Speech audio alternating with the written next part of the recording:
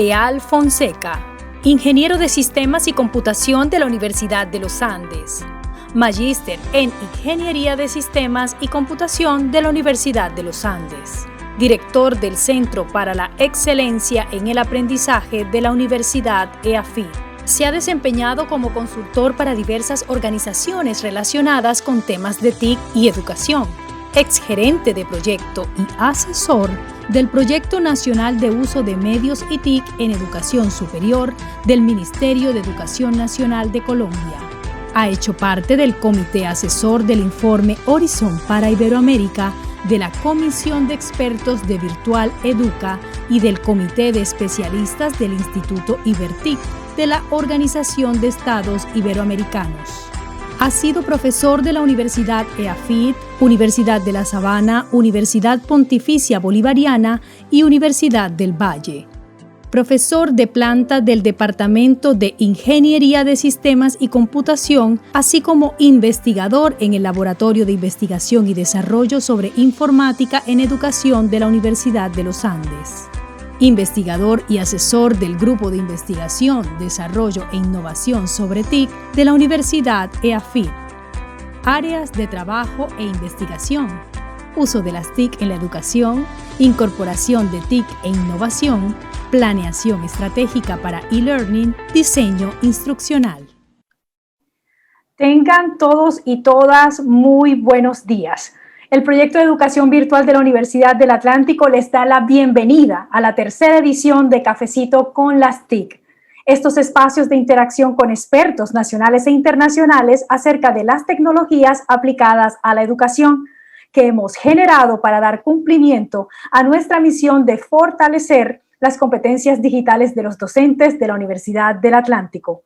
Nuevamente los acompaña Kelly More Bustillo, responsable de comunicaciones del proyecto Educación Virtual, y estaré con ustedes a lo largo de esta jornada.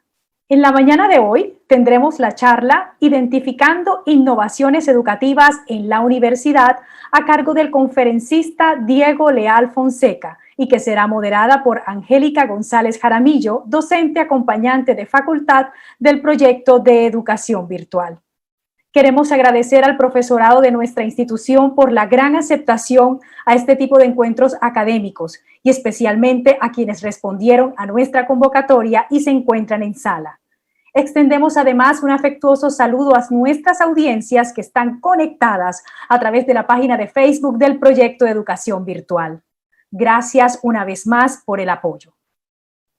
Vamos a iniciar entonces con nuestra agenda y les vamos a compartir el cronograma de la sesión de hoy, viernes 23 de julio de 2021, que se desarrollará en el siguiente orden. En primera instancia tendremos la instalación a cargo de la coordinadora del proyecto de Educación Virtual, Claudia Baloco Navarro.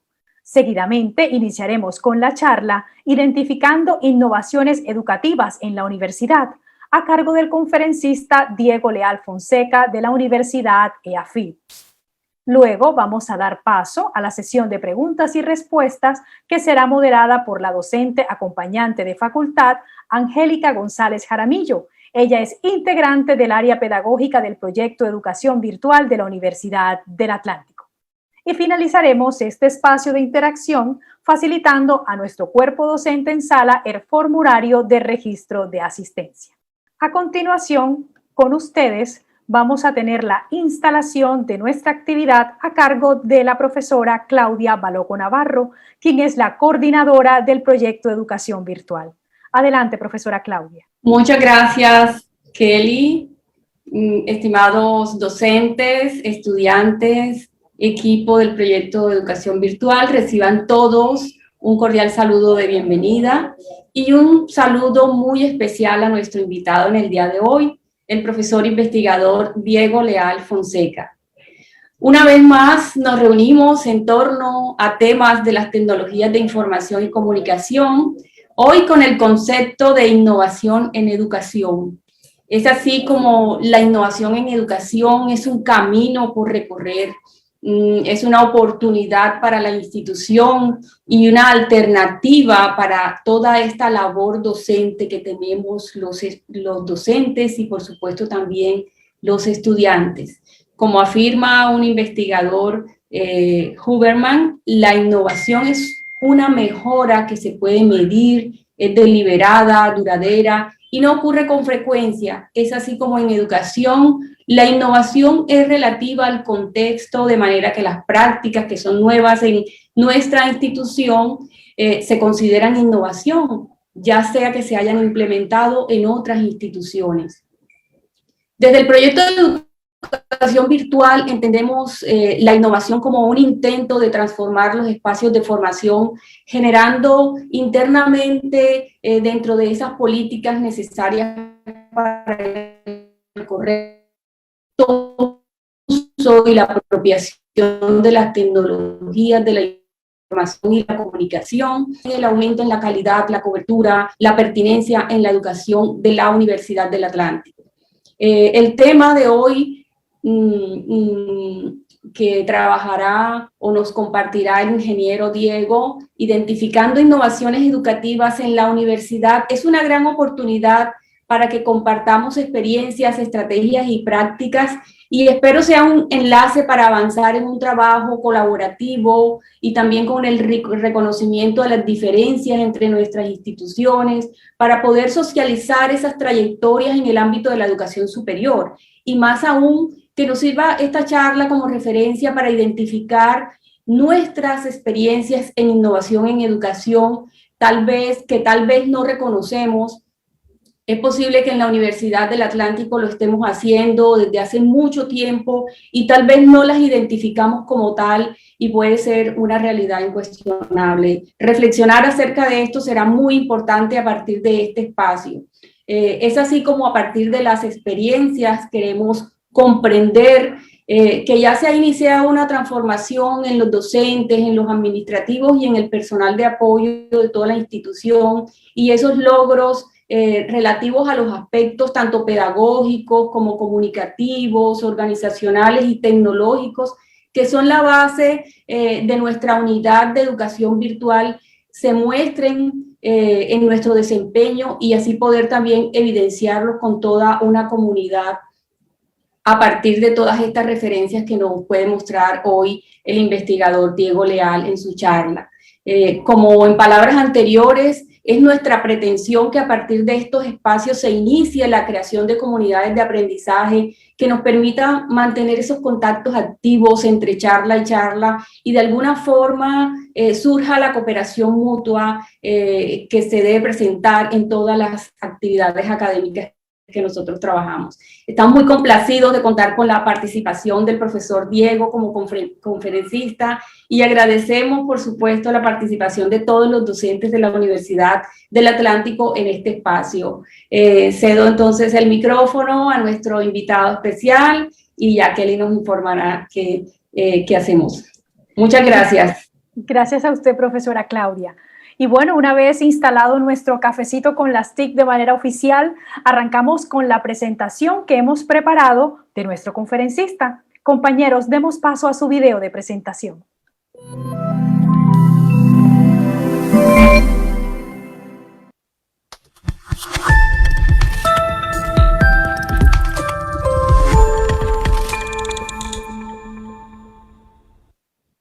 Diego Leal Fonseca, ingeniero de Sistemas y Computación de la Universidad de los Andes, magíster en Ingeniería de Sistemas y Computación de la Universidad de los Andes, director del Centro para la Excelencia en el Aprendizaje de la Universidad EAFIT.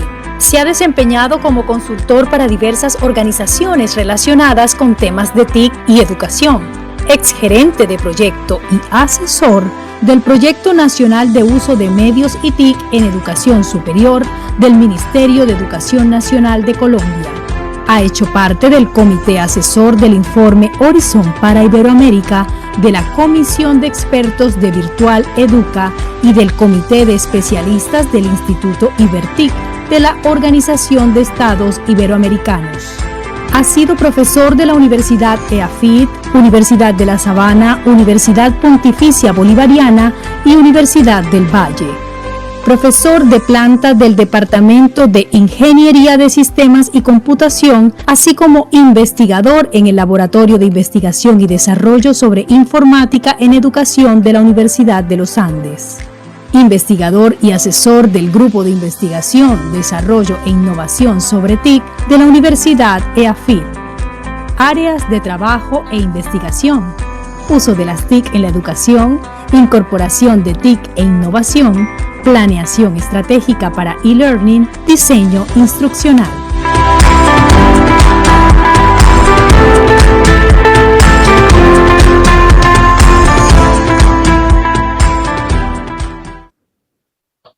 Muy buenos días, profesor Diego. Gracias por conectarse con la Universidad del Atlántico esta mañana. Tiene a su disposición el auditorio virtual. Bienvenido. Muchas gracias, Kelly. Muchas gracias, Claudia. Muy buenos días para todos. Y bueno, muchísimas gracias por la invitación a esta charla, que yo espero que sea más una conversación que otra cosa. Vamos a ver cómo nos resulta. Escuchando a Claudia, pues sí veo afortunadamente, una alineación muy interesante con lo que quiero compartir con ustedes en la mañana de hoy. Entonces, si me permiten, voy a compartirles mi pantalla. Vamos a ver si lo logramos. Un momento. Estos días han estado como bastante retadores con la tecnología. Ahora sí. Vale. Listo, perfecto. Bueno, entonces ya con este video les contaron un poco acerca de mí, acerca de mi experiencia. En cualquier caso, pues mi nombre es Diego Ernesto Leal Fonseca. Trabajo desde hace mucho tiempo en temas de tecnología, educación, innovación, y pues he tenido la posibilidad de hacer parte de equipos de trabajo que desarrollan proyectos en nivel de educación superior, de nivel de educación básica y media, y he tenido también la posibilidad de trabajar con docentes en muchos lugares, no solo de Colombia, sino de toda Latinoamérica. En este momento trabajo en la Universidad de EAFIT, que pues si alguno de ustedes de pronto tiene la oportunidad de visitarla, tiene un muy agradable campus al que estamos regresando justamente en estos días. Desde el semestre anterior pues ya iniciamos el regreso y allí estoy al frente de una unidad que se llama el Centro para la Excelencia en el Aprendizaje. EXA es un equipo humano de personas con las que desarrollamos proyectos, tanto a nivel de educación superior, trabajando con docentes en desarrollo de capacidades didácticas, de capacidades tecnológicas, y también desarrollamos proyectos con instituciones educativas en distintos lugares del país. Y en particular, en los últimos años, hemos venido trabajando con la Secretaría de Educación de Itagüí y con la Secretaría de Educación de Bogotá y con el Ministerio de Educación Nacional, con quien en este momento tenemos una colaboración bien interesante alrededor de estos temas de movilización de ecosistemas de innovación educativa. Entonces, ese es un poquito el contexto desde el cual quiero compartir algunas ideas con ustedes, pero pensando en el título de la presentación, yo quisiera plantearles una pregunta inicial. Hablamos de identificar innovaciones. Entonces yo quisiera preguntarles, ¿para qué identificar innovaciones? Quisiera pedirles que pongan en el chat, si quieren, como las ideas que les vienen a la cabeza respecto a para qué identificar innovaciones. A ver, yo lo busco por aquí para poder ver qué va surgiendo en el chat. ¿Por qué tiene sentido identificar innovaciones? Jorge nos dice por acá para mejorar procesos. Alfonso nos dice para estar a tono con los tiempos. Claribel dice para aprovechar los recursos adecuadamente, para patrocinar su desarrollo y sistematizarlo, para hacerlo más funcional, dice John William. Angélica dice para transformar. Paola para mejorar el proceso de aprendizaje. Otro más, introducir novedades en la forma de hacer las cosas y sacarle el máximo provecho. Súper, aquí miren que hay unas ideas recurrentes, tiene que ver con mejoramiento, con aprovechar recursos, con hacer las cosas más funcionales, que otra cosa, mejorar procesos, estar de acuerdo con el aprendizaje organizacional. Bien, aquí ya tenemos algunas ideas de partida. Entonces, para iniciar, Claudia se refería hace un momento a una definición de innovación. y pues una cosa que aprendimos cuando empezamos a trabajar con ese tema hace ya años es que un reto grandísimo con la innovación es que es muy polifónica, hay muchas definiciones de innovación y algunas de ellas son más demandantes que otras. Mm, Eso eso genera ciertos retos cuando estamos en contextos educativos, porque en ocasiones las definiciones a veces nos ponen unas varas muy altas que hacen que ciertas acciones que hacemos en el día a día no las veamos como semillas de innovación, no las veamos como cosas que contribuyen a la innovación educativa. Así que quiero referirme un poco no a una definición, sino a un modelo de innovación. Compartir con ustedes un modelo que conocí hace ya años y que sigue siendo completamente vigente y sigue siendo muy, muy interesante. Es un modelo desarrollado, es un modelo de innovación desarrollado por una organización que se llama Duberly Design Office y que pues publicó en 2007. Eso ya tiene bastante tiempo. Un mapa conceptual muy interesante que está disponible en la página, en este enlace, y se los comparto luego. Ustedes pueden descargar ese modelo, imprimirlo grandísimo en PDF, es espectacular cuando usted lo imprime grande, y lo que hace es, digamos, ir un poco más allá de la definición, tratando de plantear también cuáles son los detonantes de la innovación, cuáles son los procesos de la innovación y cuáles son como los aspectos clave cuando hablamos de innovación. Innovación en general, esto resulta de un ejercicio de investigación que estas personas de Duberly Design hicieron, revisando para ese momento muchísimos modelos de innovación de distintas industrias y tratando de compilar un mapa, una mirada comprensiva de a qué se refieren todos esos modelos. Este es el mapa. Aquí obviamente se ve, no se alcanza a leer del todo, pero quiero que me acompañen a recorrer aspectos de este mapa para que vayamos como acercándonos un poco a algunas de esas intenciones que ustedes mencionaron hace un momento de identificación de innovación. Entonces, lo que este mapa propone es que vivimos permanentemente en ciertas convenciones. Lo que llamamos statu quo es una convención. Y esas convenciones son o pueden ser afectadas por la innovación, por lo que llamamos innovación. Y hay algunas palabras clave que giran alrededor de eso. Una es insight, que es de esas palabras muy, muy, muy difíciles de traducir, porque no es percepción, es más como ese momento, ajá, el insight es como ese hallazgo inesperado y interesante, muy, muy, muy importante, que a veces se dispara en nuestro cerebro a partir de la comprensión de una situación específica. En el contexto de este modelo, ellos se refieren a insight como esa posibilidad de ver, de percibir oportunidades. También hay una palabra importantísima en innovación que es cambio, que una va ligada a la otra, sin lugar a dudas. Y un poco en la línea de lo que mencionaba Claudia ahorita, hay una palabra adicional que es valor. Se espera que la innovación genere valor. Y valor no significa, en el caso del educativo, necesariamente mejoras operacionales o eficiencias económicas. Valor significa muchas cosas. Desde el punto de vista de la institución de educación superior, puede significar eficiencias operativas, puede significar un mejor uso de los recursos, como ustedes mencionaban, pero el valor también está puesto en los procesos de aprendizaje.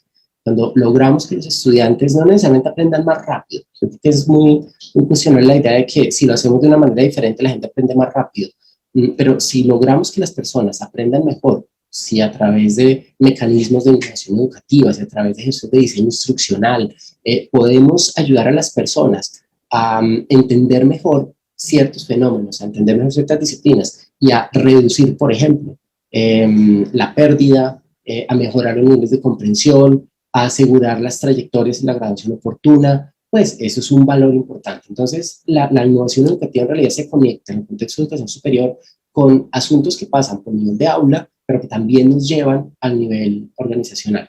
Y en este modelo, pues el punto de convergencia está en la innovación como un proceso que conversa con dos convenciones distintas. ¿Qué es eso? Bueno, lo que dicen aquí es que la innovación es un ejercicio que requiere preparación. No sé si de pronto ustedes han escuchado aquella cita de que la suerte favorece a la mente conectada, la suerte favorece a las personas conectadas, a las personas que tienen cierta diversidad de experiencias en su cabeza. A eso se refiere el requerir preparación para la innovación. La innovación no surge de manera espontánea. Las ideas innovadoras, las acciones innovadoras requieren preparación, pero no solamente, eso no quiere decir que uno solamente se forma para ser innovador, no, sino que requiere algo de suerte. También depende un poco de la serendipia y de otros asuntos que a veces se sienten un poco mágicos. A veces cuando uno escucha muchas historias de innovación, lo que resulta llamativo, bien sea en educación, en otras industrias, son como las conexiones inesperadas, los encuentros no previstos con otras personas. Hay un aspecto de suerte que también hace parte de todo esto.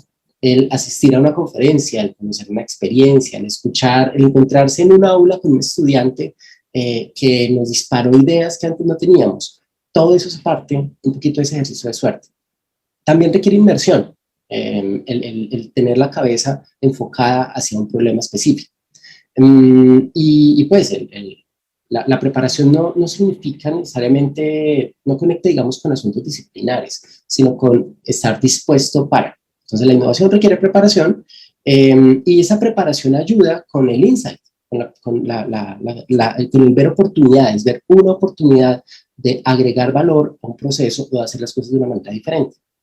El detalle interesante es que esos insights, esos momentos ajá o el eureka de Arquímedes surgen de individuos. Estamos en una época en la que la inteligencia artificial nos promete la posibilidad de darnos comprensiones nuevas sobre volúmenes gigantes de datos, pero los insights, esos momentos ajá, surgen de los individuos. Entonces miren que aquí tenemos una primera ruta dentro de ese mapa. La innovación requiere preparación y esa preparación ayuda a tener insights. Y esos insights surgen de individuos. Pero cuando hablamos de convención en este modelo, la convención se refiere al statu quo, a cómo hacemos las cosas en este momento, ¿sí? O como lo hemos hecho de alguna manera. Y las convenciones no aparecen en abstracto, sino que hacen parte de una comunidad. Una comunidad acuerda a veces de manera explícita a través de mecanismos normativos o a veces a través simplemente de mecanismos informales a través de la práctica, acuerda ciertas convenciones, se pone de acuerdo en que ciertas cosas sí son las que se hacen y otras no. Y a su vez, la comunidad es definida por las convenciones. Ahí hay un ejercicio como de ida y vuelta. Toda convención tiene una relación directa con un contexto específico, con un entorno. Y esto es importante porque, como vamos a ver en un momento, cuando la innovación cambia esas convenciones, a veces uno quisiera, es como el gran sueño de muchos, poder transferir rápidamente las innovaciones. O sea, documentemos y transfiramos. Vamos a volver sobre eso en un momento, pero documentemos y vamos a hacer transferencia y resulta que al no tener en cuenta los contextos ni las convenciones, el transferir innovaciones es un hecho que con frecuencia se queda corto. Con frecuencia nos preguntamos, pero ¿cómo hacemos para que esto llegue a otra aula, para que esta práctica se propague a otro lado? No es un asunto trivial, el tema de difusión de las innovaciones educativas es un tema más bien emergente, diría yo. En las áreas médicas hay mucho más trabajo en esa línea, porque pues usted tiene que garantizar que los médicos o las enfermeras se laven las manos de tal manera, aquí, en algún país africano, en cualquier lugar de Europa, pues usted necesita tener unos mecanismos muy claros para difundir ciertas innovaciones, como lavarse las manos. Lavarse las manos es una innovación que, como todos sabemos, salva vidas, incluso en estos días, en estas épocas de pandemia.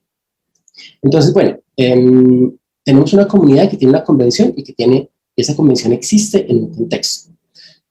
A veces las comunidades fallan en reconocer dos grandes motivadores para la innovación, la presión externa y el declive interno. Y aquí, a medida que vamos avanzando, les voy a pedir que vayan tratando de tener en mente esto cómo conecta con lo que ustedes viven y con lo que vivimos desde las instituciones de educación superior. Entonces, es decir, ¿cuáles presiones externas existen que tal vez no estamos reconociendo?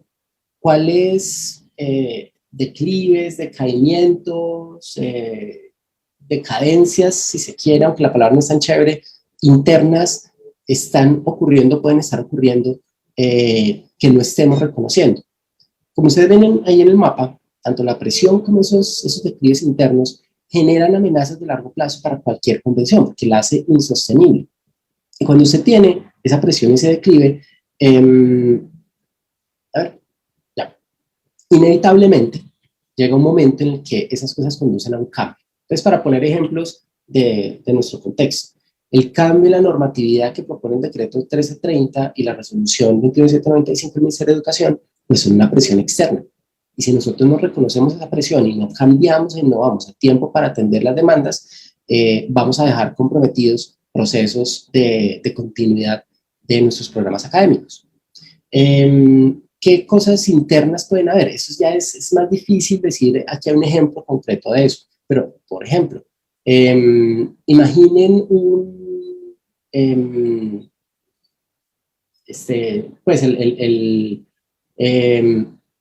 aulas que no son mantenidas, imaginen campus que no son mantenidos. Eso va generando un decaimiento, un deterioro, tal vez es la palabra, que amenaza la forma como hacemos las cosas. Si no tenemos las condiciones para hacer nuestras labores, la convención que tenemos creada, pues no se puede sostener en el tiempo. Así que estas cosas simultáneamente conducen a un cambio, a una perturbación. Ese cambio perturba las relaciones y genera desadaptación. Ahí es cuando sentimos dolor. Entonces las cosas ya no nos funcionan, ese dolor, esa desadaptación es un desbalance en las relaciones que hay al interior de la convención. La convención es un acuerdo de una comunidad, un acuerdo humano de cómo hacer las cosas. Y cuando los cambios se vuelven demasiado fuertes, empiezan a aparecer los dolores. Por ejemplo, volviendo al tema de lo normativo, a veces es más fácil reconocer las presiones externas que las internas. Es por eso, en parte, que yo creo que para muchas personas, la educación superior no responde lo bastante rápido a los cambios del entorno, está en un modelo de negocio, en un modelo de operación que no corresponde con el mundo. Pues uno escucha muchas de esas críticas. Yo creo que el último año nos ha mostrado que cuando tenemos el reto enfrente, cambiamos y lo hacemos y tenemos la capacidad de aprender, de modificar, de innovar. Pero justamente porque a veces es más difícil reconocer los deterioros internos, son las presiones externas las que más visibles se hacen cuando a veces se trata de hablar de innovación. Un declive interno, por ejemplo, puede tener que ver con la forma en la que mis estudiantes van cambiando a lo largo del tiempo. Si yo llevo mucho tiempo con un curso en particular, esto es una narración que lo escuchan muchísimos profesores, muchos lo vivimos, los estudiantes de ahora son distintos a los que teníamos antes. Eso quiere decir que la manera como la convención que teníamos para el manejo de aula a veces genera unas tensiones internas, unos dolores, una desadaptación que se pueden resolver cuando pensamos en clave de innovación. Entonces, este es un primer aspecto de este mapa. Y si vamos bajando un poco de esa desadaptación, cuando es muy, muy grande, puede llevar a un reconocimiento, a una definición, a que digamos, aquí hay un problema. Miren que a veces es difícil detectar los problemas, a veces es difícil empezar respecto a lo que en realidad nos duele como colectivo. Y es una cosa que vemos pues también a nivel nacional, a nivel país. Creo que son muchos los dolores que estamos viviendo con las movilizaciones y con todas las cosas que estamos viviendo en este año, que nos llevan a reconocer y a tratar de definir problemas, ¿cierto? A tratar de identificar qué es exactamente lo que nos duele para entender cómo podemos atacar. Lo mismo pasa acá. Cuando usted tiene una desadaptación muy grande, eventualmente usted llega a un reconocimiento del problema. Y ese reconocimiento nos ayuda a enmarcar las posibilidades para los insights. Entonces ya nos conectamos con la otra parte del mapa. ¿Por qué es importante eso de enmarcar las posibilidades para el insight? Porque a uno no se le ocurren ideas en abstracto. Bueno, sí se le ocurren, pero uno no se sienta a ser innovador en abstracto. La innovación responde a problemas. La innovación ayuda a resolver problemas. Problemas, dolores, desadaptaciones que hay en un colectivo, finalmente. Y eso es importante porque a veces lo que entendemos es como que sucumbimos un poco a la novedad de la innovación, al nuevo aparato, a la nueva idea que apareció, que con mucha frecuencia es simplemente otra promesa de cambio que va a resolver algún dolor que tenemos identificado, pero que en realidad no está atacando la convención, las relaciones que hacen parte de esa comunidad que tiene un dolor específico. Eso, pues en mi experiencia lo hizo una y otra vez, hace 15 años ya casi, o bueno, 14 años,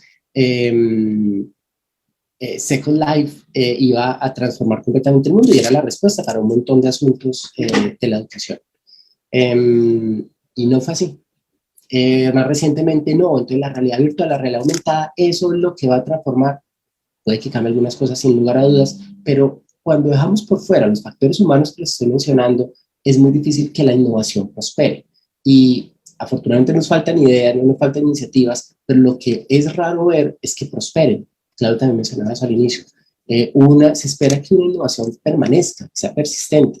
Así que tenemos muchísimas prácticas, muchísimas ideas que tienen un camino inicial, pero que en realidad no terminan por convertirse en innovaciones, en experiencias de innovación que generen un cambio sostenido y permanente en el tiempo. No es algo trivial. Pero bueno, sigamos por aquí con el mapa. La desadaptación del dolor, cuando es muy grande, lleva al reconocimiento, a la definición de un problema, y eso nos ayuda a marcar posibilidades para tener insights, que se benefician de tener preparación, algo de suerte y estar inmerso en el problema. Si seguimos hacia abajo, los insights deben ser compartidos. Una cosa es tener una idea, pero cuando yo estoy trabajando, estoy pensando en innovación, pues tengo que pasar a cosas concretas. La innovación no es conceptual, sino que conecta mucho con el hacer, con incidir en el mundo de manera directa. Entonces, los insights pueden ser compartidos a través de articulación, de prototipado, de generar soluciones iniciales que luego a través de ciclos de diseño nos permitan ir identificando qué sí funciona y qué no. Esa articulación hay que probarla a través de la demostración, y esto conecta muchísimo con todos los temas de pensamiento de diseño. Para aquellos de ustedes que de pronto tengan familiaridad con esa área, pues se trata de empezar con pruebas pequeñas, con exponer esas pruebas de concepto y demostrarlas con poblaciones, y ir ajustando a partir de los comentarios de usuarios, etc.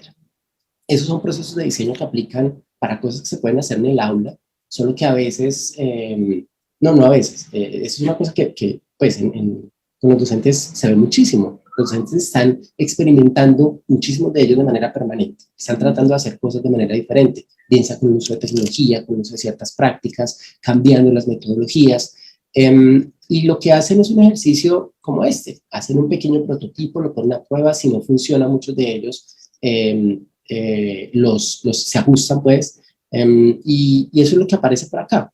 La demostración reduce el riesgo, le ayuda a la gente a ver que esto que estamos haciendo podría funcionar, y eso anima la adopción de ¿qué? De esas cosas distintas que se están haciendo, que en este modelo se llama contracambio.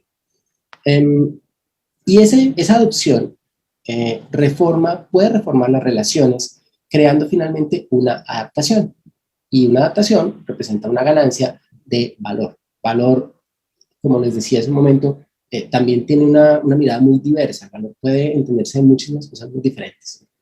No solamente desde el punto de vista organizacional, sino desde el punto de vista del aula, desde el punto de vista de las relaciones entre los actores del proceso educativo. Y bueno, entonces vamos a movernos un poquito hacia la derecha, nos quedamos aquí con ese tema de demostración, adopción y adaptación, porque la adopción, el adoptar estos prototipos y estas iniciativas puede conducir a nuevas acciones, es decir, a que hagamos las cosas de una manera diferente. Eso es valor, hacer las cosas de una manera diferente, de manera sostenida en un tiempo. Pero también puede conducir a nuevas creencias, a que las cosas en las que creíamos cambien. Por ejemplo, yo tengo un ejemplo que menciono con alguna frecuencia, de un momento en la historia de la Universidad de AFIT cuando tuvimos un cambio masivo de sillas, de silletería, y las sillas dejaron de estar más o menos pues como estáticas, a ser sillas móviles, de esas que uno puede girar y desplazarse por el espacio de manera muy sencilla. Cuando las sillas aparecieron inicialmente, algunos profesores de la universidad se nos acercaron en ese momento, Proyecto 50, que era la unidad que se encargaba de esos temas, que ahora es EXA, y nos dijeron, por favor, necesito que me ayuden con las sillas, necesito que no se muevan, porque es que antes los estudiantes podían ver, tenían que ver hacia el frente y estaban quietos, pero es que ahora se pueden mover, y eso a mí me está enredando la vida, necesito que me ayuden a que las sillas no se muevan. Lo que hicimos frente a eso fue generar obviamente ejercicios pues de capacitación, de desarrollo de capacidades, donde los profesores empezaron a entender las ventajas que podía tener que las sillas se movieran. Y con el paso del tiempo eso ya no es un problema. Entonces, ¿qué creíamos antes? ¿Cuál es la acción, digamos? Los estudiantes ahora se pueden mover en el aula, aparentemente de manera muy, muy sencilla. ¿Cuál creencia hay detrás de eso? ¿O qué creencia está en ese contexto? Los estudiantes deberían ver hacia el frente. Todo el mundo debería ver hacia el frente. Debería estar atento a lo que está ocurriendo al frente. Esa es una creencia que cuando cambia un aspecto como la simetría del entorno, puede empezar a cuestionarse, puede cambiar completamente. Puede ayudarnos a pensar en cómo aprovechamos ese espacio para hacer otro tipo de prácticas, para implementar otro tipo de acciones. Entonces, tenemos acciones, tenemos creencias y tenemos también artefactos. La adopción puede conducir a nuevos artefactos. ¿Un artefacto qué es? Como una cosa nueva que nos permite concretar una práctica. Bien sea una guía, un documento, un organizador visual, material didáctico, en fin, tenemos muchísimos artefactos que representan lo que es esa innovación desde el punto de vista educativo. Entonces las creencias pueden llevar a acciones y las acciones a su vez pueden llevar a artefactos. Finalmente, todas estas cosas, el cambio en creencias, en acciones, en artefactos, todos estos generan valor. Y el valor, como se sugiere aquí de cabeza, es una medida de la propensión a la adopción, como lo plantea este modelo. La adaptación, la ganancia que se logra se refleja en un incremento de valor. Entonces, una cosa es adoptar las cosas, otra cosa es que haya un proceso de adaptación que las deje ancladas y que las ubique permanentemente en un contexto, en una convención y en una comunidad. Y a eso es a lo que quisiera moverme entonces ahora. Todo esto nos lleva, está ligado a una comunidad 2, una convención 2 y un contexto 2. Una cosa que es muy interesante de este modelo, que es un modelo circular en realidad, es que cuando usted parte de una comunidad que tiene una convención inicial, que tiene un contexto inicial y hace ejercicios de innovación, hace todo este proceso de demostración, adopción, de ciclos positivos de diseño, eso modifica potencialmente a la comunidad, modifica potencialmente a la convención y puede incluso modificar el contexto. Entonces, cuando usted tiene la adaptación finalmente en la parte de abajo del mapa, esa adaptación es un balance de las relaciones al interior de la convención. Aquí tenemos una cosa que quedó de cabeza, la adopción crea nueva convención, puede cambiar el statu quo. Un ejemplo muy interesante aquí es la pandemia, lo que hemos vivido en la pandemia. Miren que de un momento a otro tuvimos que cambiar de manera radical la manera como hacíamos ciertas cosas. La pregunta que nos hacemos en este momento es, eso, cuando empezamos a volver a la presencialidad, ya estamos en ese proceso, ¿qué vamos a conservar de eso que vivimos? Por eso algunas personas hablan de una nueva normalidad y otros hablan de una mejor normalidad. Pues, obviamente es discutible si una normalidad puede ser nueva o qué es lo novedoso, lo normal, en fin. Pero el punto aquí es que la convención puede cambiar. Hemos vivido un año en donde las convenciones representadas en nuestras prácticas de aula, en nuestras relaciones con estudiantes, en la posibilidad de acceso y disponibilidad de conectividad para nuestros estudiantes, en la promesa o la posibilidad también de flexibilidad de acceso a la experiencia educativa, pues ha cambiado de una manera importantísima. Así que allí tenemos, por una presión externa, un virus global, una pandemia global, tenemos un dolor que apareció, que se ha atendido de manera iterativa y de manera muy acelerada, con distintos ejercicios demostrativos que nos han permitido ir adoptando ciertas cosas. En distintas instituciones hemos adoptado distintas plataformas, por ejemplo, nos hemos acostumbrado a hacer cierto tipo de cosas cuando inicia nuestra clase, cuando termina la clase, compartir la grabación a los estudiantes, en fin, hay un montón de cosas que hemos hecho. La pregunta es, ¿cuáles de todas esas cosas van a convertirse en un nuevo statu quo? Se van a convertir en una nueva convención que nos transforma como comunidad. Una cosa interesante aquí también es que ustedes ven allí que la comunidad puede tratar de preservar el statu quo resistiendo la adopción. Ahí es cuando hablamos de resistencia al cambio, ¿sí? Y hablamos también de ejercicios de gestión del cambio.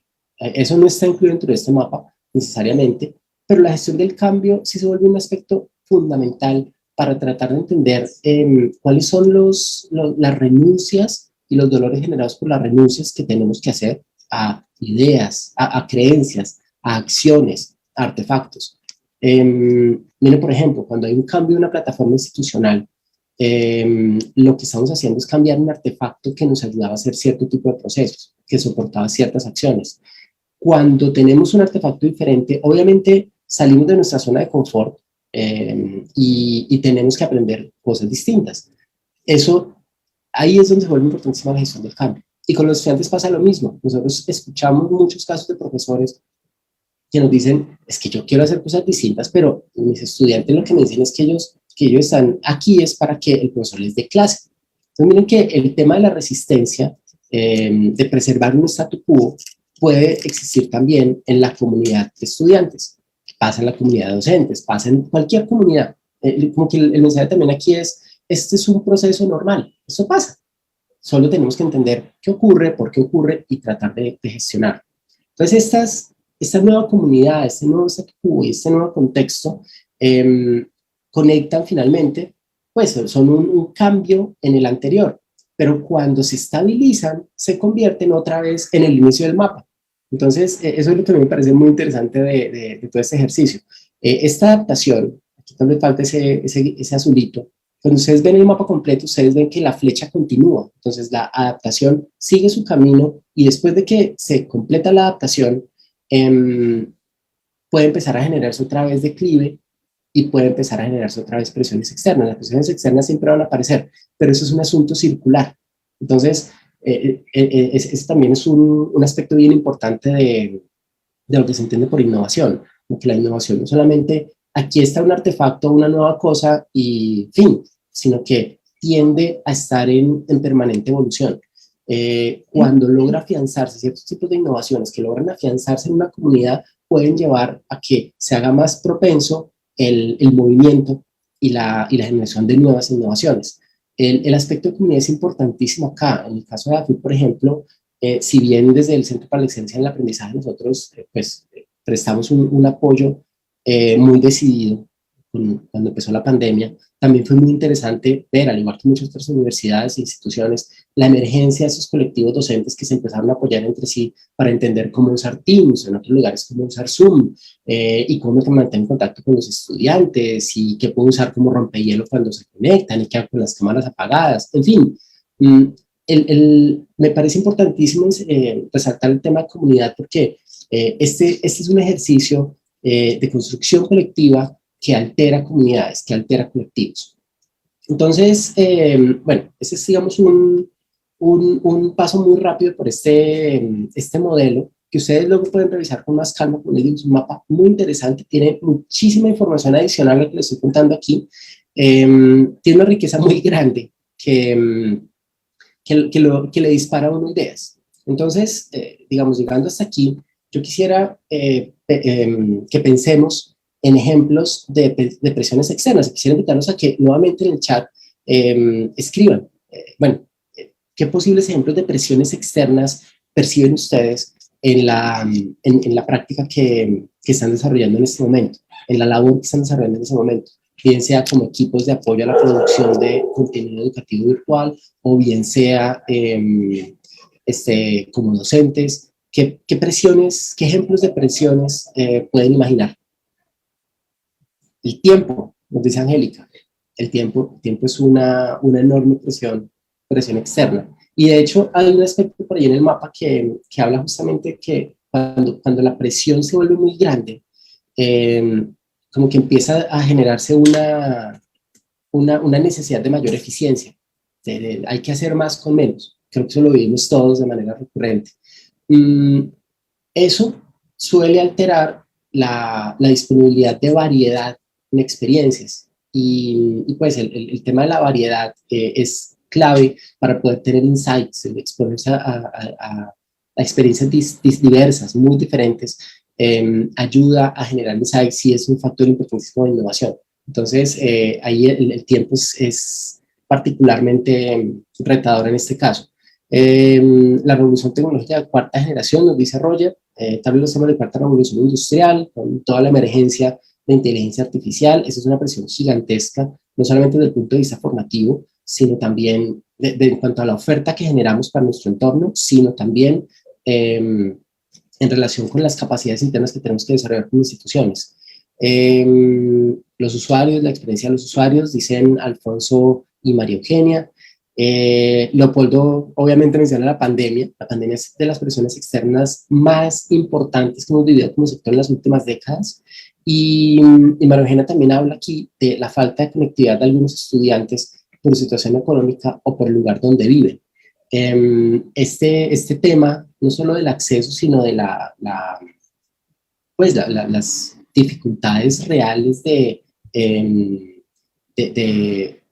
acceso no solo a conectividad, sino a dispositivos que hemos visto durante la pandemia, pues es un asunto que las instituciones de educación superior han tratado de atender, muchas desde su propia mirada, pero en donde también a nivel nacional se han empezado a generar movimientos que llevan, por ejemplo, a los temas de conectividad para áreas rurales que finalmente se empiezan a atender.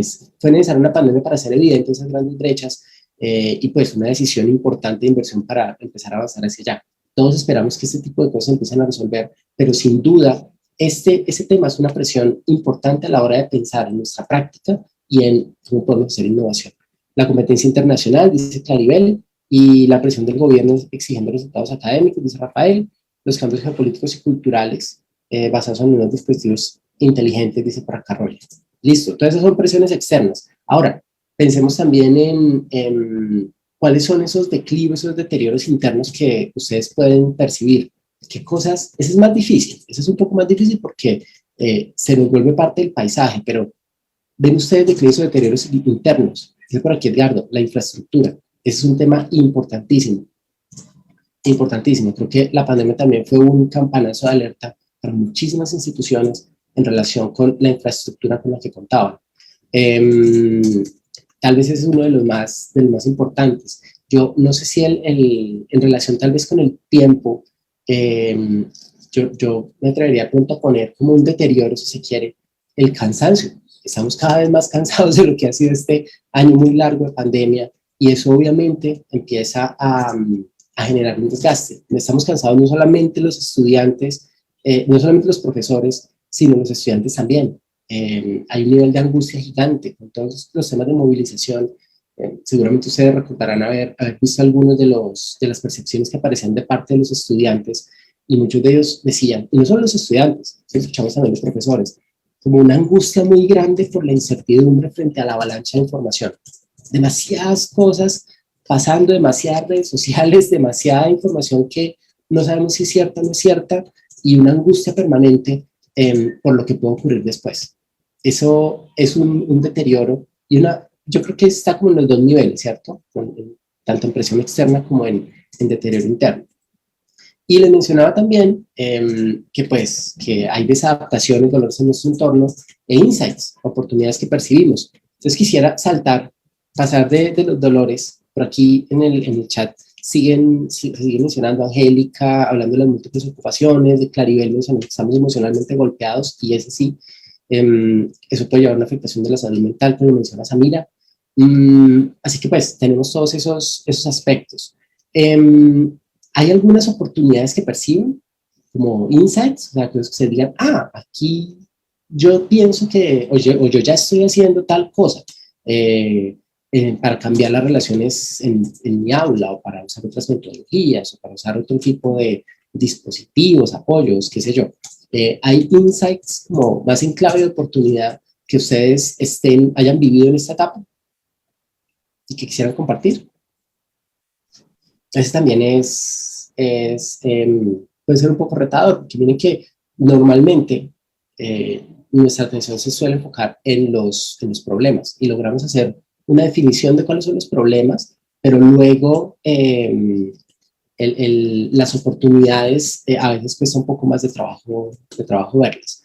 Pero bueno, estoy viendo por aquí el tiempo, entonces quisiera ir avanzando un poco y dejarles como tip solamente que si queremos identificar innovaciones, pues puede ser muy importante empezar a definir sus detonantes. Empecemos por eso, por identificar los detonantes de la innovación, cuáles son las presiones, los declives, cuáles son las desadaptaciones muy fuertes que se generan, los dolores en nuestro entorno, y también cuáles son los insights, las oportunidades que percibimos.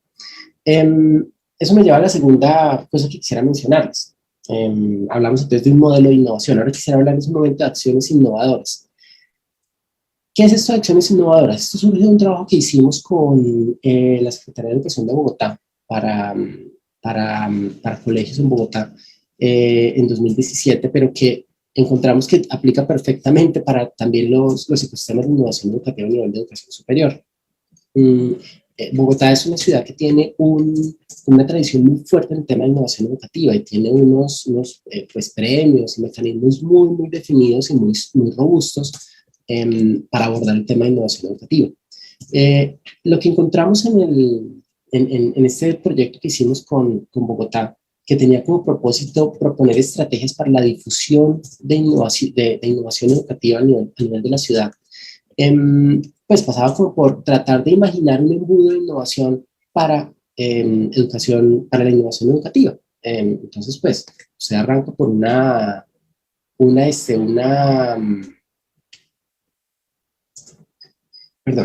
idea. Toda innovación parte de una idea, de un insight, que se puede convertir en una práctica. Si la idea no se convierte en práctica, pues fue una bonita idea y eso es todo, pero a veces pasamos a prácticas, pasamos a experimentos, prototipos que empezamos a desarrollar y que pueden ir madurando para convertirse en proyectos y que eventualmente pueden madurar hasta llegar a un nivel de experiencia. ¿Qué es lo que nosotros veamos con esto? Al menos para el caso de Bogotá, pero lo hemos visto que se repite en muchos otros escenarios. Con frecuencia cuando se habla de innovación educativa,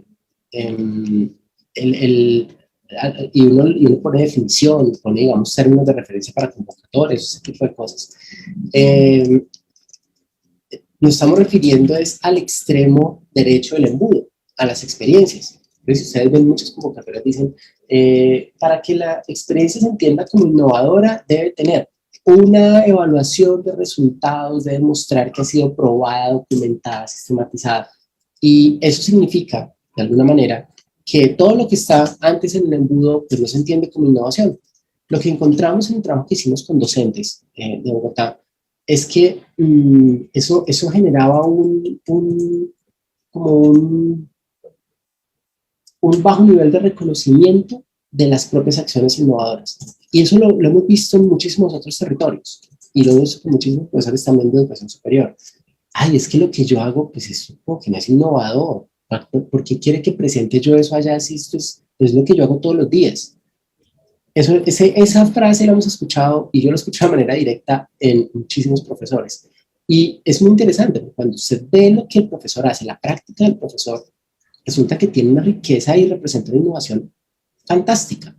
Pero como las barreras o los topes, digamos, que ponemos para el tema de innovación a veces están tan altos, lo que eso representa es que no sentimos que estemos haciendo innovación, no hacemos nada de eso. Así que lo que le propusimos a Bogotá fue empezar a hablar de acciones innovadoras, y eso también lo estamos manejando con el Ministerio de Educación, para ampliar el espectro de cosas, para que quien está haciendo una práctica pueda reconocerse como innovador y pueda empezar a pensar cómo la lleva al siguiente nivel de proyecto, y para que quien tiene un proyecto más consolidado piense cómo lo lleva a un nivel de experiencia.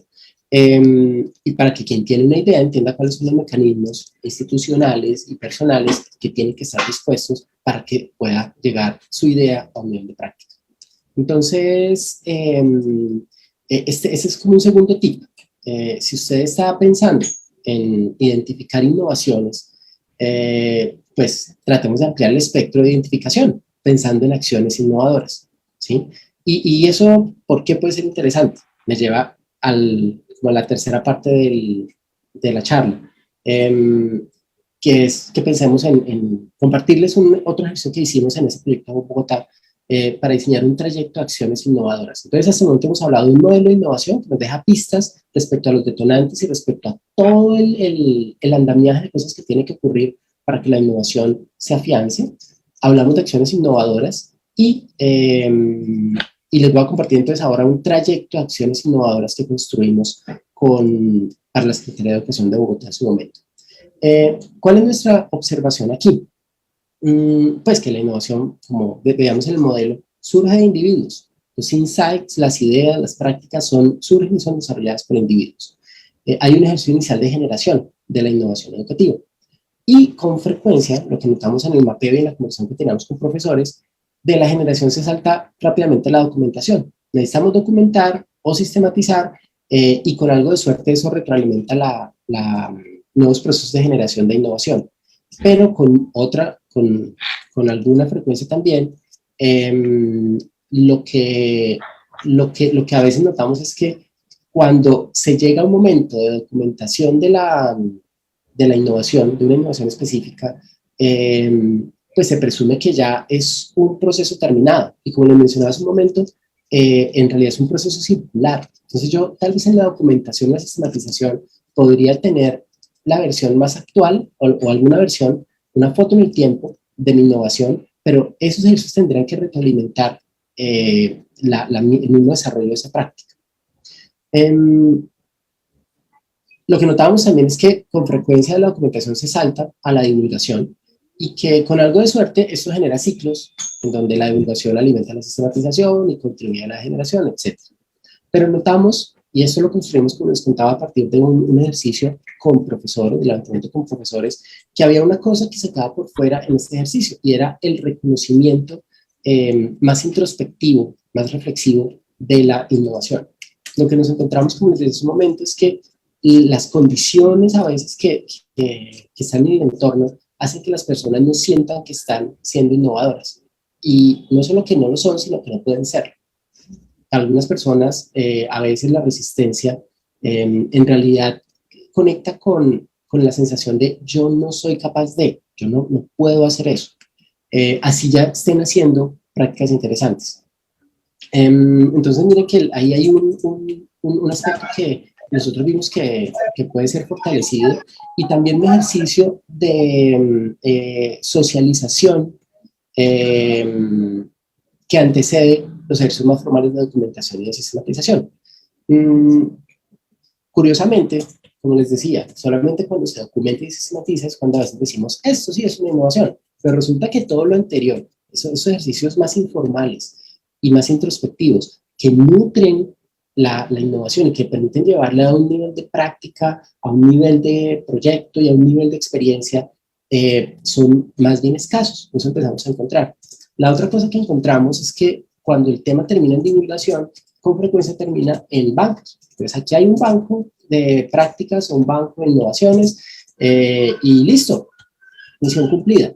Lo que veíamos es que a ese proceso de divulgación tiene que ir asociado una ejercicio de inspiración que nos permita mover a la acción, una inspiración que lleva a la acción, que pone en movimiento a otras personas o al mismo constructor inicial de la generación para cerrar el ciclo y para que la innovación siga ocurriendo.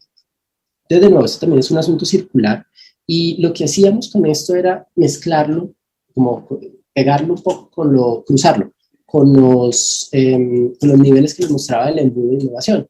Entonces uno tiene algo como esto, si usted está en el nivel de idea, pues usted puede vivir ese trayecto, generar ideas, reconocer ideas, socializar ideas, inspirarse de pronto o inspirar a otros, inspirarse o inspirar a otros con esas ideas. Es distinto si usted ya tiene una práctica, porque si usted tiene una práctica, pues por favor, es importante que usted reconozca que está haciendo esa práctica, reconozca el valor a nivel personal, el valor de lo que usted está haciendo. Eso es como un mensaje muy recurrente que quiero dejarles. Y encontrar espacios como un cafecito con las TIC, como otros espacios presenciales o digitales en donde podamos hablar y socializar esas cosas que estamos haciendo o que nos están funcionando o que no nos están funcionando también, porque estamos en práctica, porque todavía es el momento de hacer ajustes. Eventualmente uno puede saltar aquí a las fases de documentación, sistematización y divulgación, pero siempre tratando de llevar a la inspiración, a inspirarme o inspirar a otros con la generación de innovaciones educativas. Y hacíamos también un ejercicio pues como de organización como les digo, de cruzar esto con los distintos momentos del embudo, pero quería quedarme en los primeros, en la fase de ideas y en la fase de prácticas, tratando de ampliar ese espectro de lo que entendemos como acciones innovadoras. La otra cosa que tratamos de organizar, de identificar aquí, que identificamos aquí, es que todas estas etiquetas que aparecen pueden agruparse en 4 grandes procesos. que le permiten a uno también entender dónde se pueden poner recursos. Lo que estamos tratando de hacer con este ejercicio para Bogotá era mapear todo un ecosistema de innovación educativa y entender quién estaba haciendo qué y cuáles aspectos estaban descubiertos. Entonces nosotros le pusimos 4 grandes nombres a eso. Hay un aspecto de fomento a la generación. Hay muchas iniciativas que le apuntan a generar innovación. Y se puede, los concursos, por ejemplo, tienen que ver con eso. El detalle es que los concursos con frecuencia le hablan no al que está empezando, sino al que va mucho más adelante. Ahí es donde cosas que ocurren en otros sectores de la industria cuando se trata de innovación se vuelven importantes. De pronto no se trata tanto, esta es solo una idea, de pronto no se trata tanto de premiar lo que ya está funcionando muy bien, sino de apoyar con capital semilla lo que puede arrancar y es prometedor. Pero lo que veíamos en todo caso es que hay un aspecto grande de fomento, un aspecto de identificación, un aspecto de formalización de la práctica y un aspecto de difusión. Y encontramos que con frecuencia los recursos se ponen principalmente en los temas de difusión, perdón, en los temas de formalización y en los temas de fomento. Pero en la identificación no tanto. En ese ejercicio de darme cuenta de que estoy haciendo innovación, contarle a otros que estoy haciendo innovación y pues ir como movilizando la conversación alrededor de cuál es la convención que estamos cuestionando dentro de nuestra comunidad, cuáles son los detonantes que estamos teniendo en cuenta y cómo los vamos viviendo, cómo los vamos dando respuesta. Así que este es como el otro aspecto que les quería contar. Y de aquí, pues hay algunas preguntas que quería dejar planteadas que podemos abordar en un momento. Pensemos en lo siguiente, ¿estamos dando reconocimiento a nuestras propias acciones innovadoras? ¿Será que estamos dándonos cuenta de lo interesante que estamos haciendo? Y aquí pues la pregunta también es reflexiva, muy, muy reflexiva porque, perdón, yo pienso para mi propio caso y la verdad es que como centro, hablo del equipo con el que trabajamos, pues todo el tiempo estamos haciendo un montón de acciones innovadoras muy interesantes. Cada pequeño problema que uno encuentra, bien sea en cuanto a comunicación con públicos, bien sea en cuanto a creación de contenidos, en cuanto a creación de experiencias de aprendizaje. Detrás de eso es necesario poner en juego insights y hacer prototipado y hacer pruebas, pero a veces se nos vuelve parte del paisaje. No lo vemos. Si no es un proyecto pues gigante, no es innovación. Así que en realidad es una pregunta que yo me planteo a mí mismo. Pues, si estamos dando reconocimiento a nuestras propias acciones innovadoras, contamos con espacios suficientes para la socialización informal de acciones innovadoras, no congresos hay muchos, sino espacios de socialización. Creo que ahí los departamentos académicos juegan un papel importantísimo porque pues son los lugares naturales donde los colectivos docentes están conversando respecto a estas cosas, pero también áreas como los centros de innovación o los centros encargados de temas de educación virtual, comunicación de la Universidad del Atlántico, pues pueden imaginar cómo generar esos espacios de socialización que nos permitan entender las ideas y entender cómo van evolucionando esas prácticas y dónde puedo encontrar socios para convertir prácticas en proyectos o en experiencias. Estas son cosas que ya ocurren a veces de manera muy, muy espontánea, ¿cierto? La pregunta aquí es, ¿tenemos espacios suficientes? ¿Podríamos incluir más?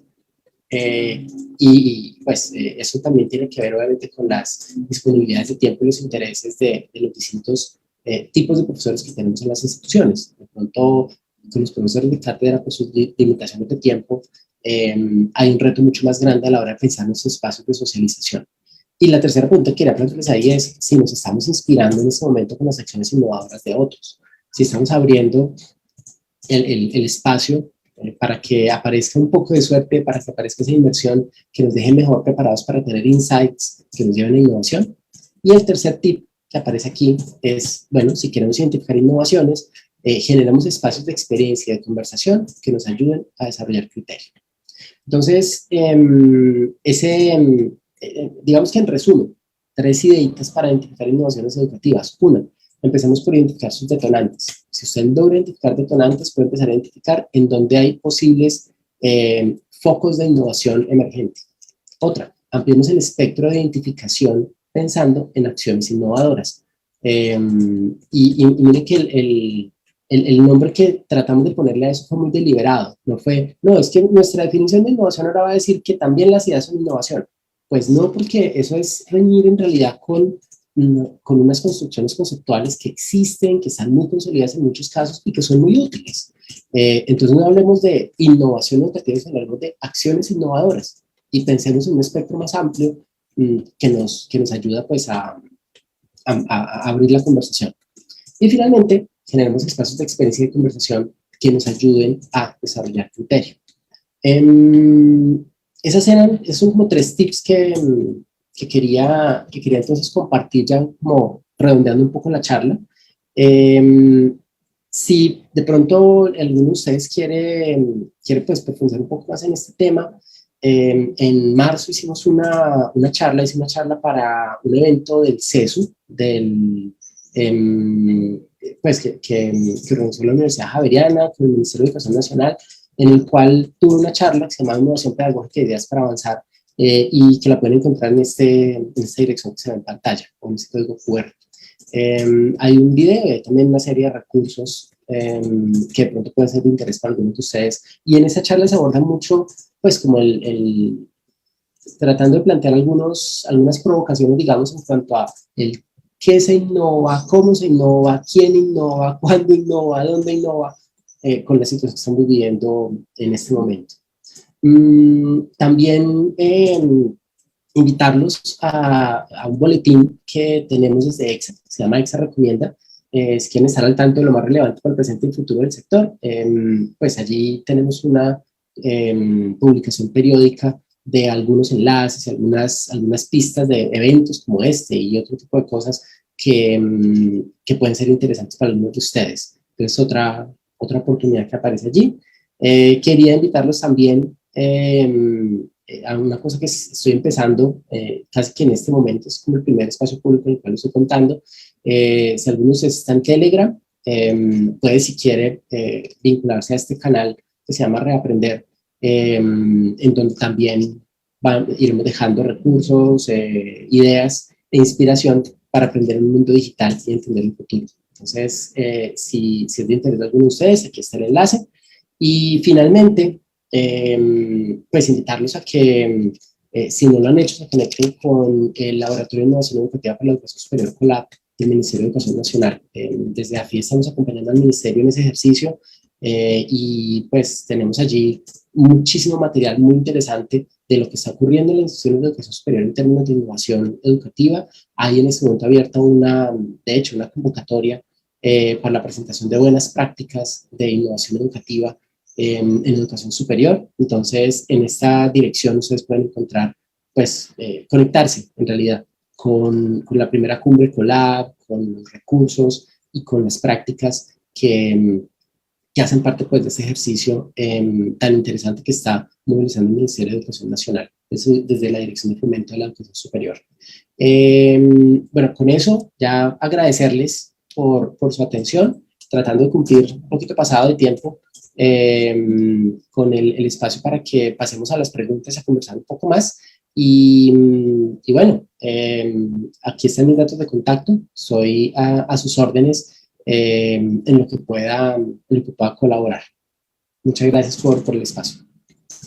Gracias a usted, profesor Diego Leal Fonseca, quien acaba de presentar su conferencia Identificando Innovaciones Educativas en la Universidad. Un gran aporte a esa búsqueda de soluciones desde la innovación ante la consolidación de una tendencia educativa mundial que involucra el uso de las tecnologías digitales en los procesos de enseñanza y aprendizaje, pero ante todo a inspirar. En estos momentos hemos facilitado desde el chat de la sala el formulario de registro de asistencia para que sea diligenciado. Avanzamos entonces en la sesión de preguntas y respuestas moderada por la docente acompañante de facultad, Angélica González Jaramillo. Ella es integrante del área pedagógica del proyecto de educación virtual de la Universidad del Atlántico.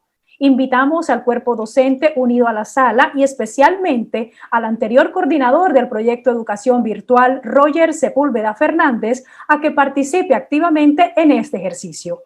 Profesor Roger, tiene la palabra. No, gracias. Me parece un trabajo de fundamentación conceptual y de compartir experticia a nivel de este tema. Me parece que nos da una referencia conceptual importante y escuchándolo a través de la conferencia, pues vemos que nosotros durante este año, ustedes son testigos y la universidad es testiga, que la universidad se embarcó en un proyecto de innovación desde la plataforma y que ha cambiado las prácticas de educación a nivel en general en este contexto, y ha habido un cambio de aprendizaje en docentes y estudiantes, y sí, realmente falta, digamos, documentar, y muchas de ellas pues también socializar y publicar. Tengo como dos inquietudes. La primera es, ¿qué pasa con aquellas experiencias que ustedes han hecho y que realmente pues estaban pensando que era innovación educativa o innovación en general, y con el tiempo se dieron o pudieron llegar a que no son innovaciones propiamente? ¿Cómo identificarlas para no llegar a ese fracaso? Sería una inquietud en general. Y si toda innovación educativa implica un proceso de mejora o no necesariamente. Esas son como las dos inquietudes. Gracias. Gracias a usted, profesor Roger. Adelante, profesor Leal.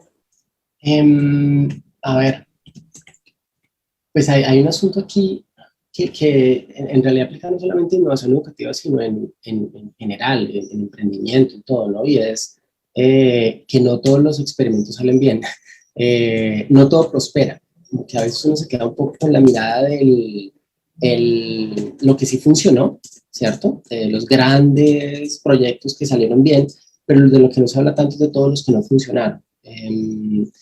Yo diría que si hay un reto grande en tratar de identificar cuándo seguir disponiendo recursos para ciertas cosas y cuándo detenerlos. Yo entiendo la pregunta más por ese lado, porque digamos, si estamos hablando de la práctica de innovación de un profesor en particular.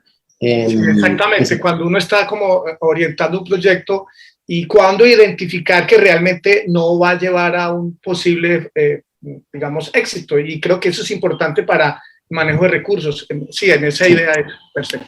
Yo creo que tiene que ver, la verdad, pues lo que diría es, tiene que ver mucho con el valor. Un criterio importante ahí es si eso efectivamente está agregando valor.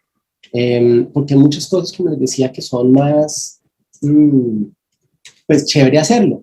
Entonces, qué sé yo, recuerdo otros casos también con otros proyectos en otros lugares.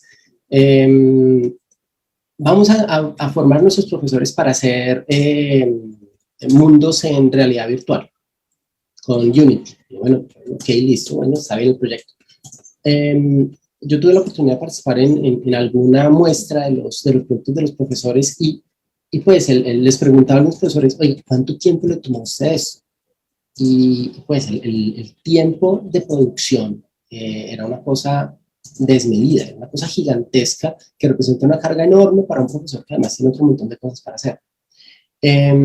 Y cuando uno veía los productos, si bien tenían una intención muy interesante, a veces me quedaba la pregunta en algunos casos de esto pues está chévere, o sea, y destacable que le haya invertido tanto tiempo a esto, pero ¿esto sí genera valor para los estudiantes? Sí, es decir, tener un mundo en realidad virtual con zombies, en unos ambientes así súper, no sé, muy oscuros de pronto, diferentes, y les estoy contando lo que me encontré. En realidad le permite mejor desarrollar el razonamiento lógico al estudiante, tener hasta qué punto es necesario el nivel de entretenimiento que uno puede tener con realidad virtual frente a lo que quiere desarrollar como resultado de aprendizaje. Entonces creo que el volver sobre cuál es el valor real de las cosas que estoy haciendo puede ayudar a entender mejor si vale la pena poner o no recursos adicionales para proyectos específicos.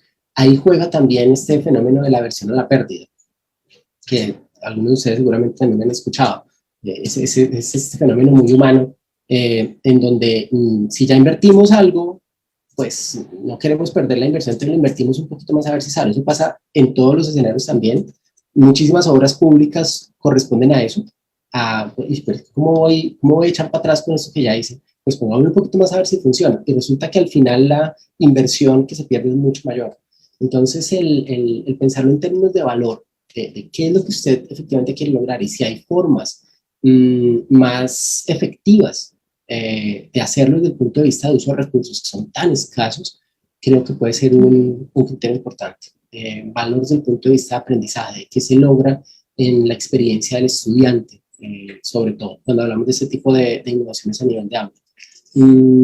La segunda pregunta se me escapó de la cabeza. Qué pena si me la recuerdas. Angélica, ¿estás en línea? La segunda pregunta. Sí. El profesor Roy.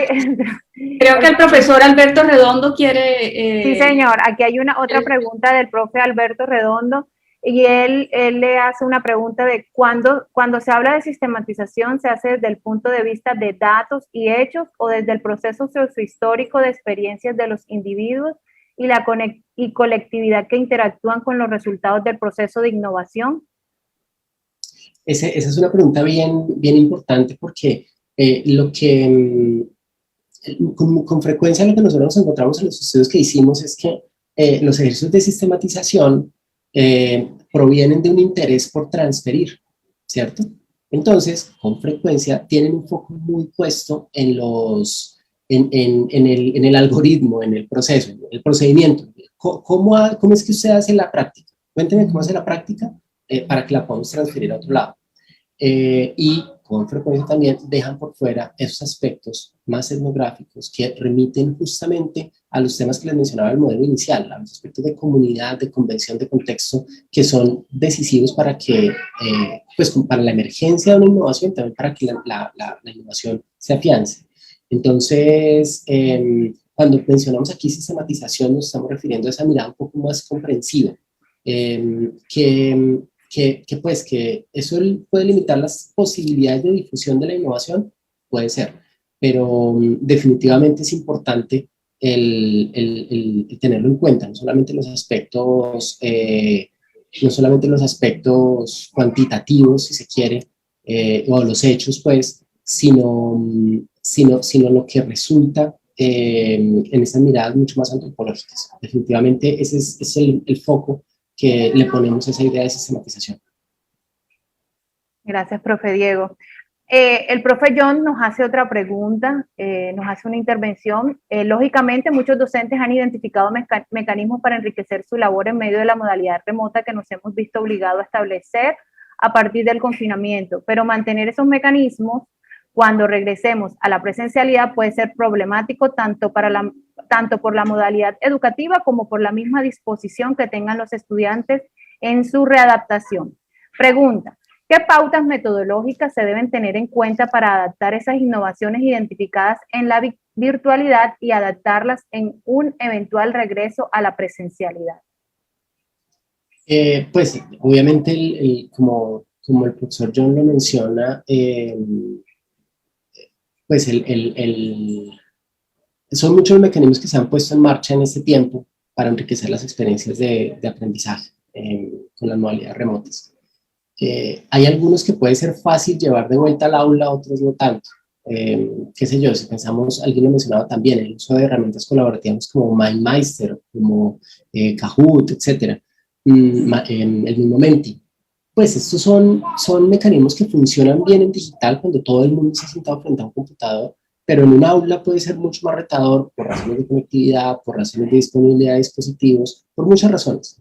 Creo que las condiciones específicas del contexto nos van a también a dar pistas respecto a qué va a ser factible transferir y qué no.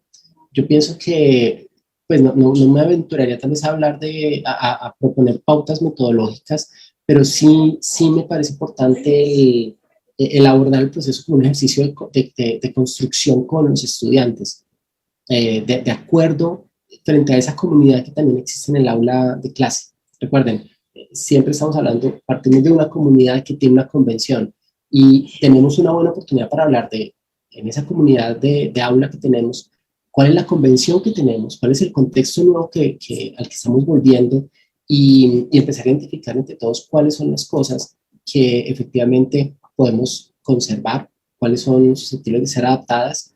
Ahí también obviamente están los temas de expectativas. Miren que como lo mencionaron en el mundo también, para muchos estudiantes, la pandemia representó un aumento gigantesco en la flexibilidad. Me puedo conectar el momento en el que quiera a mi clase.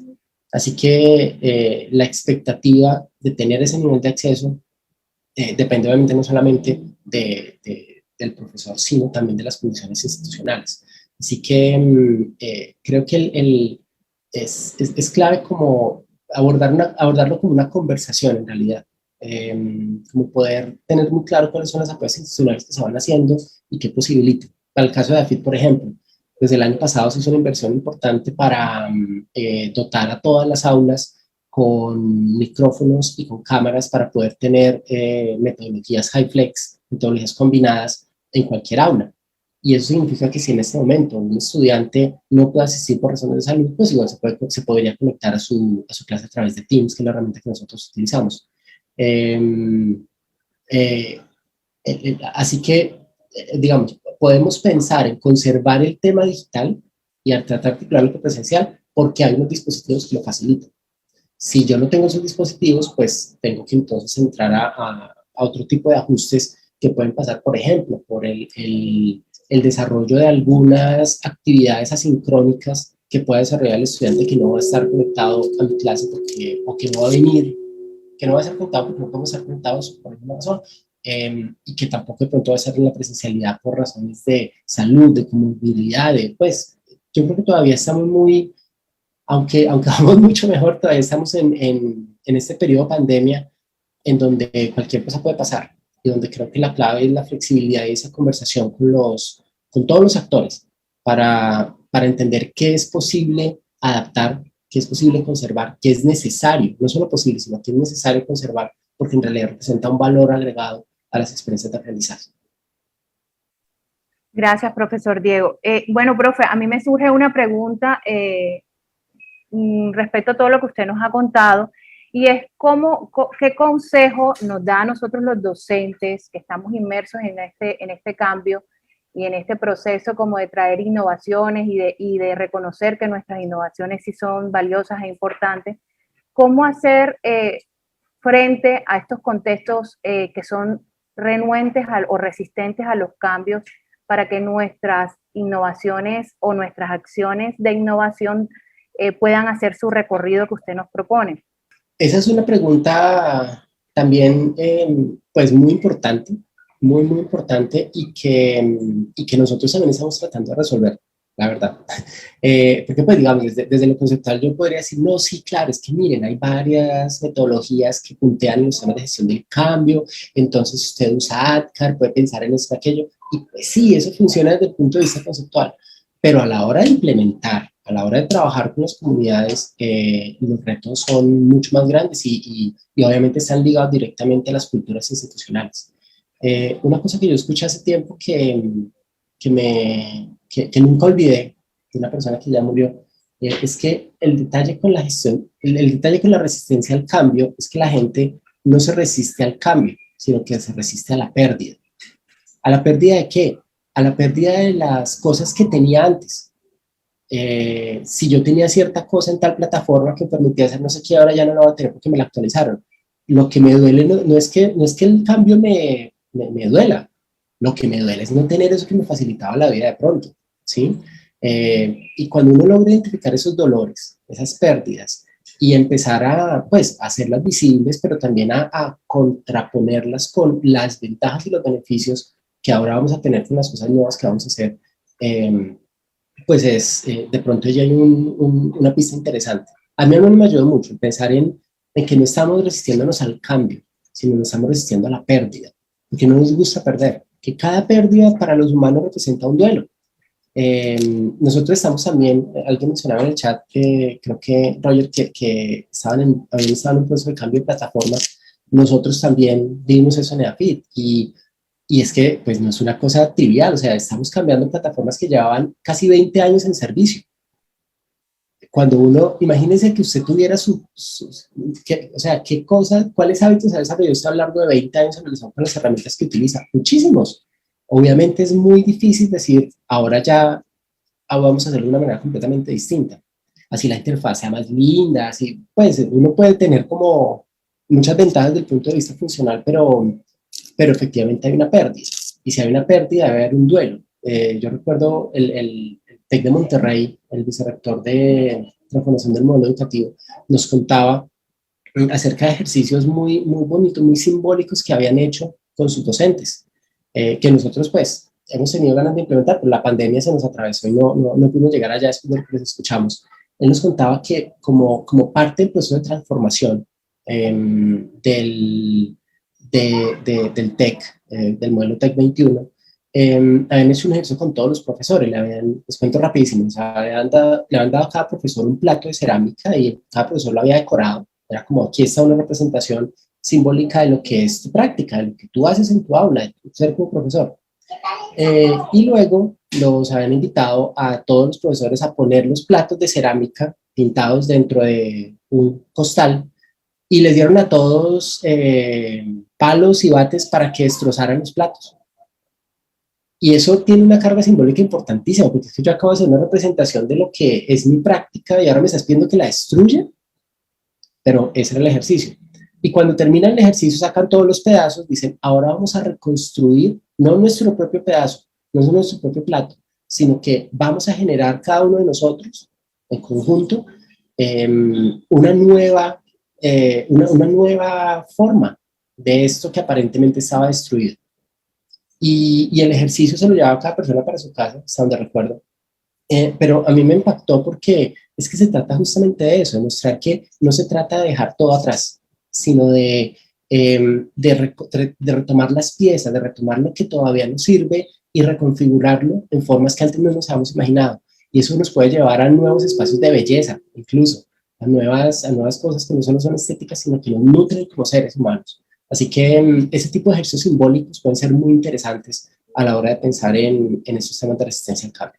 Gracias, profe Diego. Bueno, tenemos unas anotaciones. Profe, nos están preguntando si es posible contactarlo para algunas inquietudes. Entonces, sí, si nos puede claro compartir su correo en el chat, sería fantástico. Y el profe Alberto complementa un poco su pregunta anterior diciendo que el punto de vista de recursos de inversión y por ende del fracaso no deberíamos asumirlo desde el enfoque tradicional. Sería importante evaluar la generación de valor desde el paradigma de la contabilidad de la innovación. Esto nos comenta el profe Alberto. El profe Leopoldo nos comenta, de acuerdo con el diagrama de trayecto de acción innovadora, notamos que este proceso es caótico y no lineal.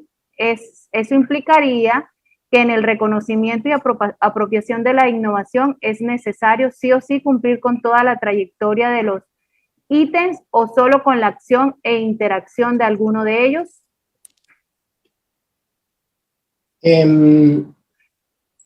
Pues digamos que nosotros vemos ese trayecto de acciones innovadoras como un organizador, algo que ayuda a organizar, a darles algunas rutas, ayuda a dar algunas rutas posibles para procesos que estamos haciendo de manera muy, muy frecuente. Yo diría que tiene sentido recorrer las zonas del trayecto que tenga sentido recorrer. Yo no veo como por eso, por ejemplo, decimos, venga, es que hay un trayecto para las ideas. Si usted tiene una idea, pues no hay necesidad que se ponga a pensar en sistematización, en documentación. No, enfóquese en cómo conversa y cómo nutre esa idea, generar espacios para eso. Y lo mismo con los otros niveles que les mencionaba del embudo de innovación. Entonces, yo creo que es una cosa muy flexible en realidad. Se trata como de identificar para las condiciones del ecosistema local de innovación cuáles de esos pasos tienen sentido, en dónde están puestos más los esfuerzos y cómo se pueden adaptar a las necesidades y a los intereses de una comunidad específica.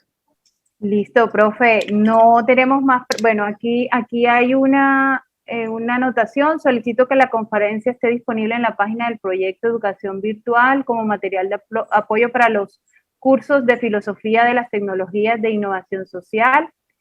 Nos sugiere el profe Roger. Muchas gracias, profe Roger. Ya la inquietud la tendremos en cuenta. Bueno, el profe Diego ya nos comparte todas sus redes sociales, su correo electrónico, si algún docente la institución, pues quiere complementar la información que él muy amablemente nos compartió. Profe, yo creo que bueno, que esto es una invitación para que nos atrevamos, porque yo sé que todos los profesores desde el aula hacemos un esfuerzo grandísimo para tener acciones innovadoras, creernos el cuento también de que nosotros somos capaces de crear acciones transformadoras dentro de nuestros contextos. Y también yo creo que la invitación debería ser a que contagiemos a nuestros pares docentes, a nuestros compañeros, a que nos atrevamos, a que compartamos ideas.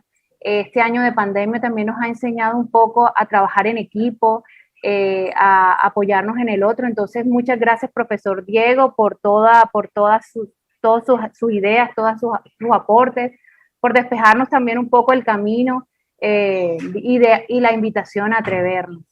Así es que muchas gracias. Bueno, muchas gracias a ustedes por la invitación nuevamente. Un saludo para todos los que nos acompañaron en esta sesión y quienes eventualmente vean esto en diferido. Muchísimas gracias. Profesor Diego, mil gracias por este valioso tiempo que ha compartido con todos nosotros, con los profesores de la Universidad del Atlántico. Nos gustaría continuar en contacto directo con esas experiencias que tienen desde EXA, desde esta organización que usted maneja, que también apoya, por supuesto, la innovación, la educación virtual y todos estos nuevos enfoques que nosotros estamos trabajando, por supuesto, para mejorar. Valoro mucho toda esta referencia de los modelos de innovación y esta precisión de la resistencia a ese cambio, que no es exactamente al cambio, sino la resistencia a esa zona de confort en la que a veces nos ubicamos los profesores y no queremos salir de ella, no queremos perderla. Nos da mucha incomodidad, por supuesto, mucho dolor. Entonces, esta es la invitación a tomar todas estas lecciones aprendidas en el transcurso de este tiempo y a prepararnos para hacer un retorno renovado, transformado a la universidad, a la nueva universidad que tenemos, a partir de todo este tema de aislamiento de COVID, y que también nos da espacios como este para conocer más de cerca el trabajo de Diego Leal, con un gran recorrido en todo el ámbito educativo, y que se identifica mucho con algunos docentes, es mi caso y es el caso de muchos ingenieros que estamos aquí trabajando por la educación y por los nuevos modelos educativos que tenemos a partir de estos cambios. Los ojos de toda esta comunidad están puestos en cómo las tecnologías nos ayudan. No es la tecnología la solución somos los profesores, somos los seres humanos, ¿verdad? Los que generamos todos estos cambios. Entonces, muchísimas gracias. Continuaremos en esta tarea de identificar nuestras innovaciones y de revisar también a partir de estos modelos la manera de sistematizarlas y, por supuesto, de multiplicarlas al interior de nuestras comunidades, y en otro momento también compartirlas, como lo ha hecho el profesor Diego. Entonces, muchísimas gracias por este espacio y quedamos en comunicación. Por supuesto que sí. Que estén muy, muy bien y bueno, insisto, quedo a sus órdenes para que sigamos aprendiendo juntos. Aprovechamos también la oportunidad para recordar a nuestras audiencias, al cuerpo docente de la Universidad del Atlántico, que todas las actividades que realizamos están disponibles en la página de Facebook del proyecto de educación virtual.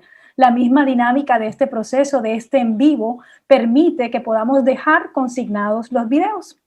Así que le informamos al profesor Roger Sepúlveda que la grabación de este video queda consignada permanente en la página de Facebook del proyecto de educación virtual, como él muy bien lo sabe porque hemos trabajado anteriormente con él. Entonces vamos a dar por finalizado este cafecito con las TIC, identificando innovaciones educativas en la universidad, gracias a todo el equipo de tecnología, producción audiovisual, diseño gráfico y área pedagógica del proyecto de educación virtual por haber hecho posible esta experiencia formativa. Gracias, profesor Diego Leal, por la generosidad de compartir con la Universidad del Atlántico no solo su tiempo, su experiencia y sus conocimientos. Con suerte, vamos a seguir compartiendo con usted, pero de manera presencial en nuestra alma mater. Tiene una invitación que queda grabada, registrada, publicada y difundida porque tiene las puertas abiertas a la Universidad del Atlántico. Y nosotros no nos podemos despedir sin dar las gracias a todas esas personas quienes aceptaron nuestra invitación a un cafecito con las TIC. Hasta otra oportunidad.